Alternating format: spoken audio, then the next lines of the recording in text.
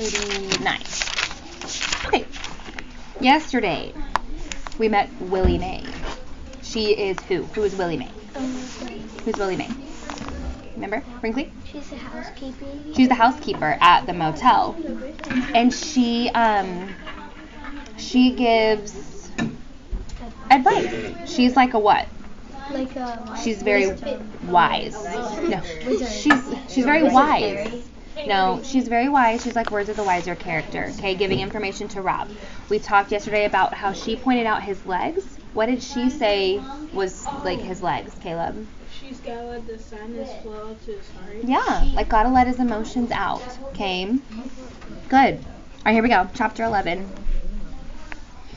That afternoon, Rob was out in front of the Kentucky Star, weeding between the cracks in the sidewalk, when the school bus rumbled up. "Hey," he heard Norton Threemonger yell. Rob didn't look up. He concentrated on the weeds. "Hey, disease boy," Norton shouted. "We know what you got. It's called leprosy." "Yeah," Billy shouted. "Leprosy. All your body parts are gonna fall off." "They're gonna rot off," Norton yelled. "Yeah," Billy screamed. "That's what I meant. Rot. They're gonna rot off." Yeah, they're terrible. Rob stared at the sidewalk and imagined the tiger eating Norton and Billy Threemonger and then spitting out their bones. "Hey," Norton shouted. "Here comes your girlfriend, disease boy." The bus coughed and sputtered and finally roared away. Rob looked up. Sistine was walking toward him. She was wearing a lime green dress. As she got closer, he could see that it was torn and dirty. "I brought your homework," she said. She held out a red notebook stuffed full of papers. The knuckles on her hands were bleeding. "Thank you," said Rob. He took the notebook. He was determined to say nothing else to her. He was determined to keep his words inside himself where they belonged. Sistine stared past him at the motel. It was an ugly, now you can really picture the motel, okay? It was an ugly 2-story building, squat and small, composed entirely of cement block. The doors of each room were painted a different color, pink or blue or green. And there was a chair, painted in a matching color, sitting at each front door. "Why is this place called Kentucky Star?" Sistine asked. "Because," said Rob. It was the shortest answer he could think of. "Because why?" she asked. Rob sighed. "Because Beauchamp, the man who owns it, he had a horse once, called Kentucky Star." "Well," said Sistine, "it's a stupid name for a hotel in Florida." For real? Rob shrugged. It started to rain. Sistine stood in front of him and continued to stare. She looked at the motel and then over at the blinking Kentucky Star sign. And then she looked back at him, as if it was all a math equation she was trying to make come out right in her head. The rain made her hair stick to her scalp. It made her dress droopy. Rob looked at her small, pinched face and her bleeding knuckles and dark eyes, and he felt something inside of him open up. It was the same way he felt when he picked up a piece of wood and started working on it, not knowing what it would be, and then watching it turn into something he recognized. He took a breath.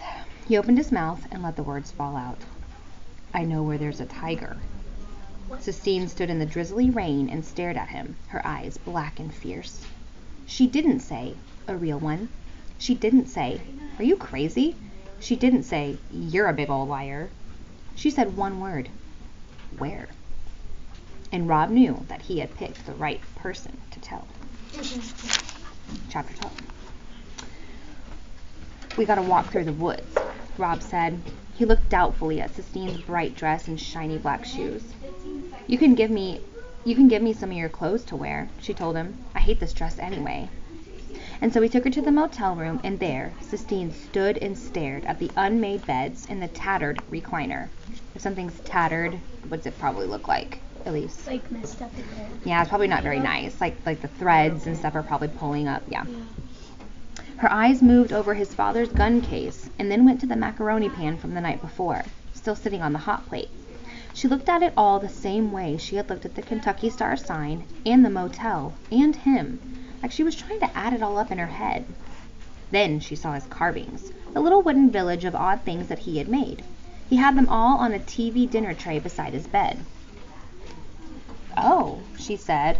Her voice sounded different, lighter. "Where did you get those?"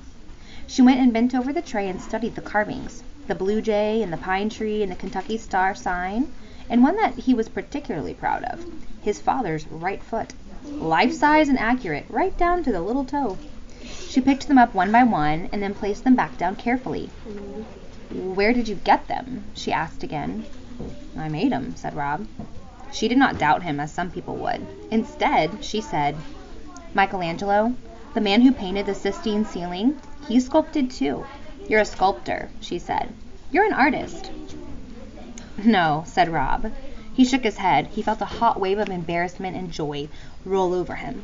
It lit his rash on fire. He bent and rubbed his hands down his legs, trying to calm them.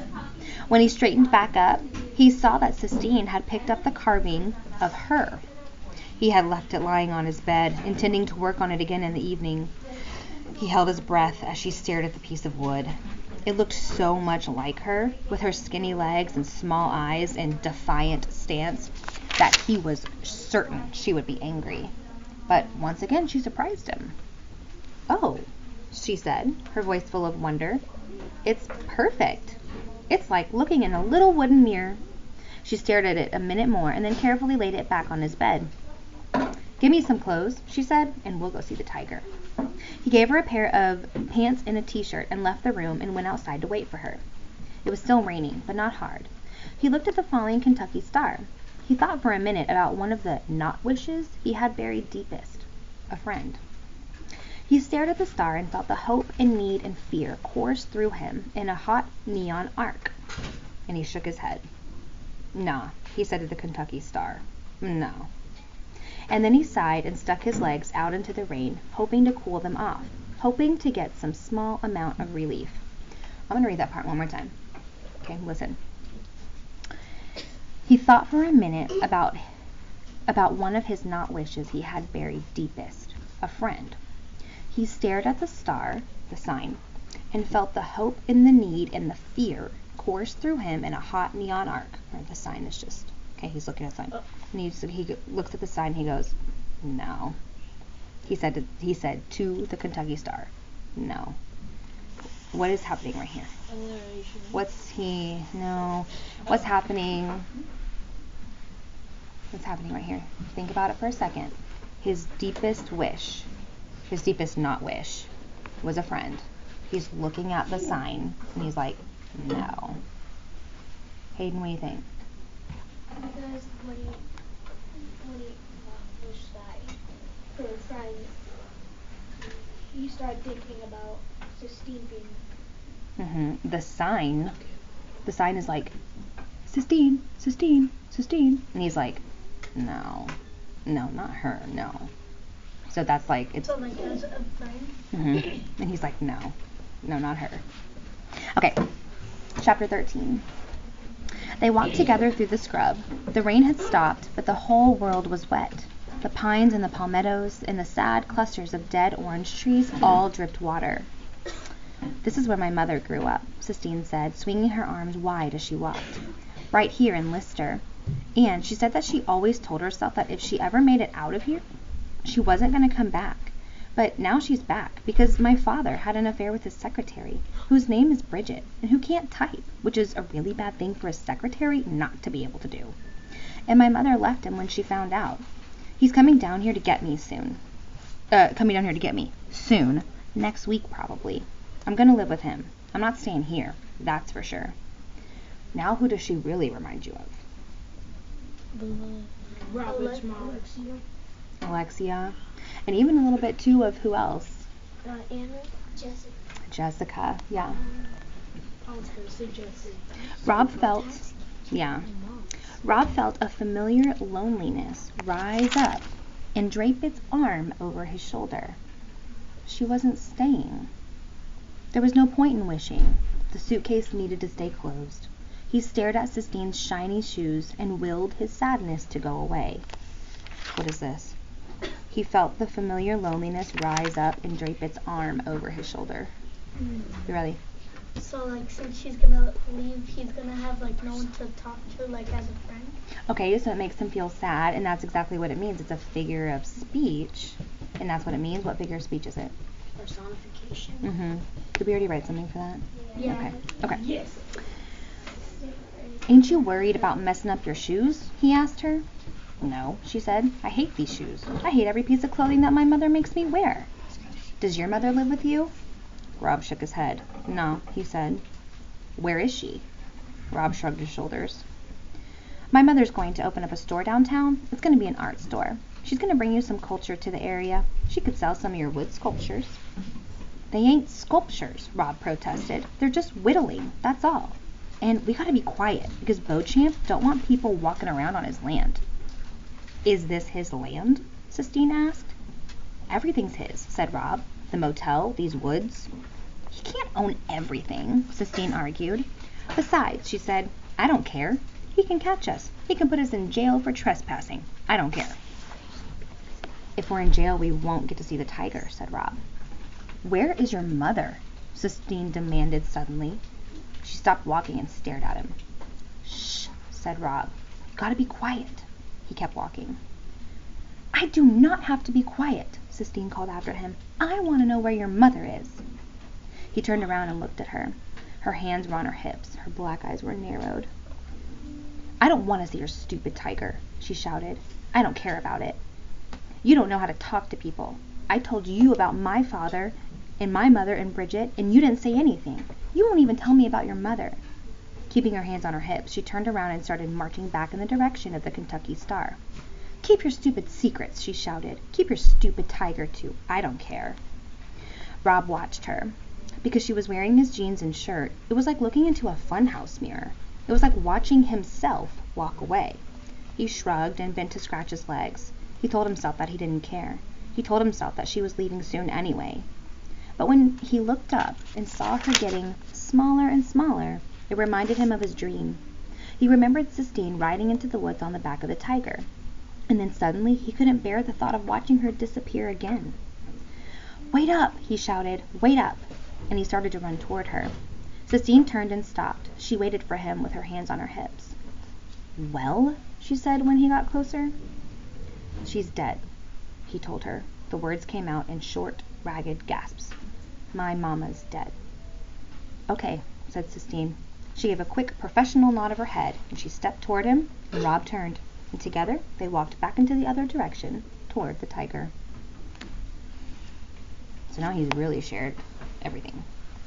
Okay, last chapter today. Okay. 14. The cage was made out of rusted chain link fence. There was a wood board that served as a roof, and there was a chain link door that was locked tight with 3 padlocks. Inside the cage, the tiger was still pacing back and forth, just as he had been the last time Rob saw him, as if he had never stopped pacing, or as if Rob had never gone away. Oh, said Sistine in that same voice he had used when she saw Rob's carvings. He's beautiful. Don't get too close, Rob ordered. He might not like it if you stand too close. But the tiger ignored them. He concentrated on pacing. He was so enormous and bright that it was hard to look directly at him. It's just like the poem says, Sistine breathed. What? Said Rob. The poem. The one that goes, Tiger, tiger, burning bright in the forest of the night. That poem. It's just like that. He burns bright. Oh, said Rob. He nodded. He liked the fierce and beautiful way the words sounded. Just as he was getting ready to ask Sistine to say them again, she whirled around and faced him. What's he doing way out here? She demanded. Rob shrugged. I don't know, he said. He's Beauchamp's, I guess. Beauchamp's what? Said Sistine. His pet? I don't know, said Rob. I just like looking at him. Maybe Beauchamp does too. Maybe he just likes to come out here and look at him. That's selfish, said Sistine. Rob shrugged. Rob shrugs a lot, huh? This isn't right. For this tiger to be in a cage, it's not right. We can't do nothing about it, Rob said. We could let him go, said Sistine. We could set him free. She put her hands on her hips. She does that a lot too. It was a gesture that Rob had already come to recognize and be wary of. We can't, he said. There's all them locks. We can saw through them. No, said Rob. The mere thought of letting the tiger go made his legs itch like crazy. We have to set him free, Sistine said, her voice loud and certain. "Nuh-uh," said Rob. "It ain't our tiger to let go." "It's our tiger to save," Sistine said fiercely. The tiger stopped pacing. He pricked his ears back and forth, looking somewhere past Sistine and Rob. "Shh," said Rob. The tiger cocked his head, and all three of them listened. "It's a car," said Rob. "A car is coming. It's Beauchamp. We gotta go. Come on." He grabbed her hand and pulled her into the woods. She ran with him. She let him hold on to her hand. It was an impossibly small and bony hand, as delicate as the skeleton of a baby bird. Simile.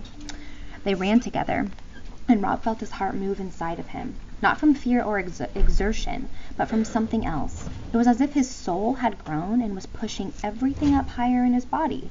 It was an oddly familiar feeling, but he couldn't remember what it was called. "Is he behind us?" Sistine asked breathlessly. Rob shrugged. It was hard to move his shoulders up and down and keep a hold of Sistine's hand at the same time. Sistine said, "Stop shrugging your shoulders at me. I hate it. I hate the way you shrug all the time." And that made Rob remember Willie Mae saying that when he shrugged, he looked like a skinny bird trying to fly. It struck him as funny now. He laughed out loud at the thought of it, and without asking him what he was laughing about, without dropping his hand, without stopping, Sistine laughed too.